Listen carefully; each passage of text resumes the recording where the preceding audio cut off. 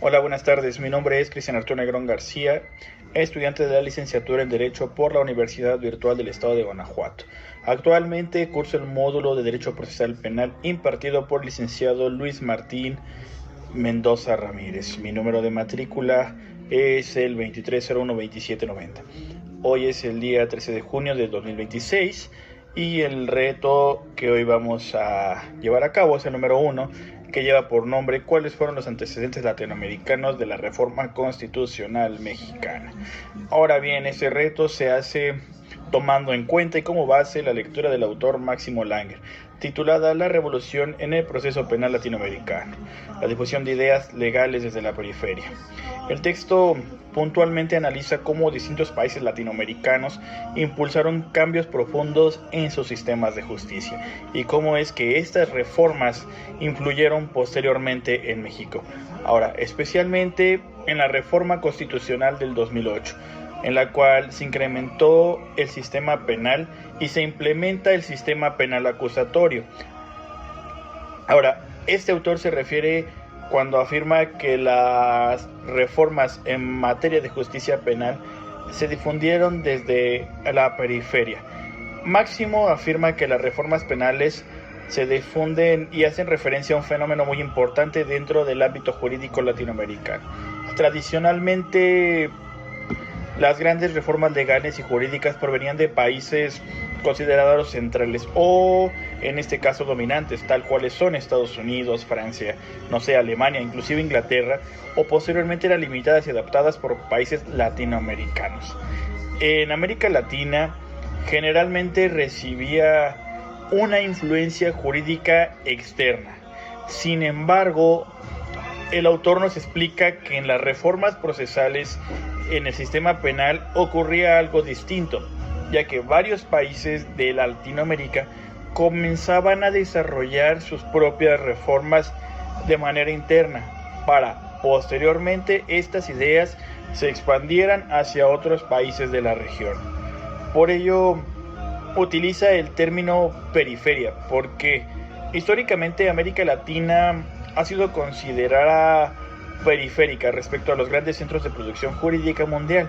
Según esta transformación, fue una verdadera revolución jurídica regional, porque los cambios no surgieron únicamente de los países centrales, sino de las propias necesidades sociales, políticas y jurídicas de los países latinoamericanos. Podemos aludir un ejemplo, que durante la década de 1980 y 1990, diversos países de América Latina enfrentaban problemas graves y puntuales dentro de su sistema de justicia penal, tales como la corrupción judicial, que tenían una lentitud de los procesos, había demasiadas violaciones a los derechos humanos, exceso de formalismo, falta de transparencia, procesos escritos muy largos y una escasa participación ciudadana frente a estos problemas.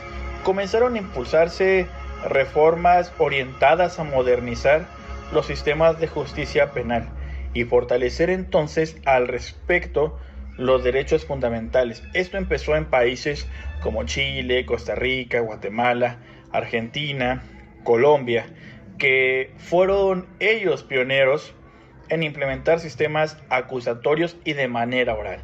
Ahora bien, posteriormente a esto, otros países de Latinoamérica observaron esas experiencias similares y cómo es que este tipo de situaciones en los países de Latinoamérica del Sur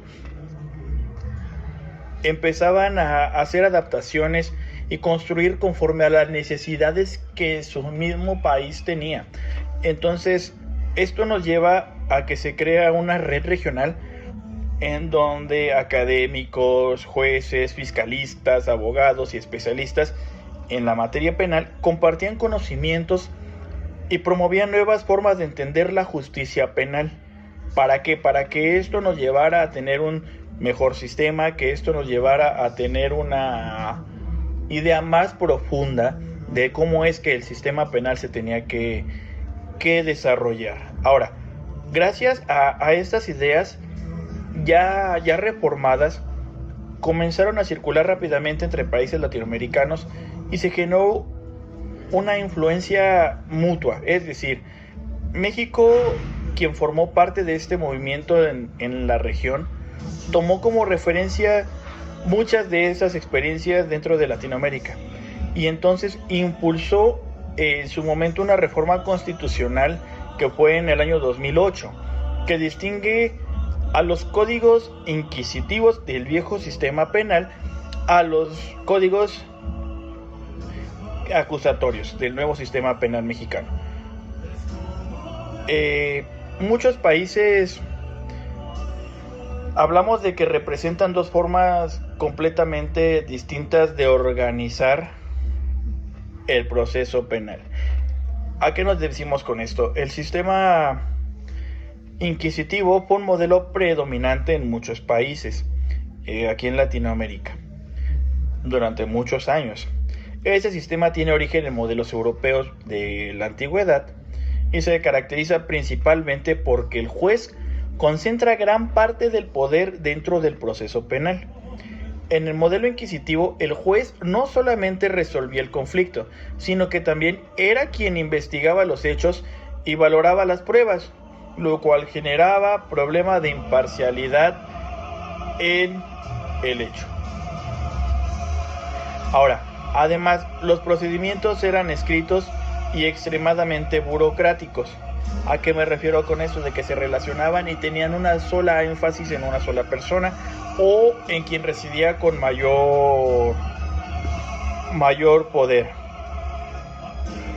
Ahora, esto tenía una actuación limitada, ya que los expedientes eran voluminosos y otra característica importante era que tenía muy poca transparencia, ya que los procedimientos se realizaban sin publicidad y con una limitada participación de las partes involucradas en los contextos. Ahora, dentro de este sistema también existen diversas violaciones a derechos fundamentales. ¿Por qué? Ya que frecuentemente predominaba la idea de castigar al acusado, más no proteger el autoprocesal. Alguna característica del sistema inquisitivo son el predominio de procedimientos escritos, el exceso de formalismos, la concentración de funciones en una sola persona, en este caso el juez, y la poca transparencia o de manera limitada. Las contradicciones entre las partes y los procesos lentos y complejos eran de menor protección en cuanto a los derechos humanos. Tenían un contraste muy nulo. Ahora, el sistema surgió como una alternativa democrática, ya que ese sistema buscaba separar claramente las funciones de investigar, acusar y juzgar. No sé, podemos aludir a otro ejemplo. El Ministerio Público, su función es investigar, formular una acusación. La defensa, que es proteger los derechos del imputado. El juez actúa de manera imparcial, es decir, únicamente va a resolver el conflicto. El sistema acusatorio también se basa en principios fundamentales como la oralidad, la publicidad, que es la inmediación, la contradicción, continuidad, igualdad entre las partes, la presunción de inocencia. Ahora, gracias a la oralidad, las audiencias se realizan verbalmente frente a un juez, permitiendo que las pruebas sean debatidas públicamente. La publicidad permite que la sociedad conozca cómo se desarrolla el proceso penal, fortaleciendo la transparencia y siendo más claro. La confianza es mayor, ya que crea cierta certidumbre en las instituciones dedicadas a llevar eso, en este caso la Fiscalía, los mismos ministerios públicos. La presunción de inocencia, quien protege en primera instancia a las personas que está siendo imputada o investigada. Ahora, como nos lo dice la Constitución, ya que nadie puede ser considerado culpable hasta que exista una sentencia firme. En América Latina, el cambio del sistema inquisitivo al acusatorio representó una transformación muy profunda. Ahora, aquí en México, en la forma de impartir justicia, se adoptó este modelo mediante la reforma constitucional publicada el 18 de junio del 2008, cuando se estableció la transición hacia los juicios orales. Y entonces el sistema penal acusatorio influyó. Ahora, los actores internacionales en la formación de expansión de la red de activistas y reformadores en América Latina creó cierta certidumbre, ya que esos mismos actores internacionales desempeñaron un papel fundamental en las reformas procesales en materia penal. Diversos organismos latinoamericanos brindaron apoyo técnico, financiero y académico para impulsar la modernización de los sistemas de justicia penal en México. Entre esos organismos destacan el Banco Interamericano de Desarrollo de los Estados Unidos para el Desarrollo Internacional, las Naciones Unidas, organizaciones de defensa de derechos humanos, universidades y centros de investigación jurídica. Estas instituciones promovieron programas de capacitación, seminarios, congresos y proyectos de cooperación internacional. Gracias a ello, jueces, fiscales, defensores públicos y académicos latinoamericanos pudieron intercambiar experiencias y conocimientos sobre los nuevos sistemas del sistema penal acusatorio. El mismo autor nos señala la importancia del Centro de Estudios de Justicia en las Américas, que tiene un organismo de desarrollo que ayuda a difundir ideas ya reformadas y fortalecer la capacitación de operaciones. Ahora, hay muchos especialistas que viajan de un país en un país para observar el funcionamiento de los juicios orales y posteriormente adaptar esa experiencia a su propio sistema de justicia oral en su país. La participación internacional ha permitido que las reformas avancen con mayor rapidez y que se consolidarán en una región de activistas y reformadores comprometidos con la mejor justicia penal. Ahora, los organismos internacionales promueven la protección de derechos humanos y la necesidad de construir sistemas judiciales más transparentes, eficaces y democráticos. En el caso de México, la experiencia latinoamericana y la influencia internacional fueron muy importantes para impulsar la reforma constitucional del 2008, ya que la implementación gradual del sistema penal acusatorio fue muy buena.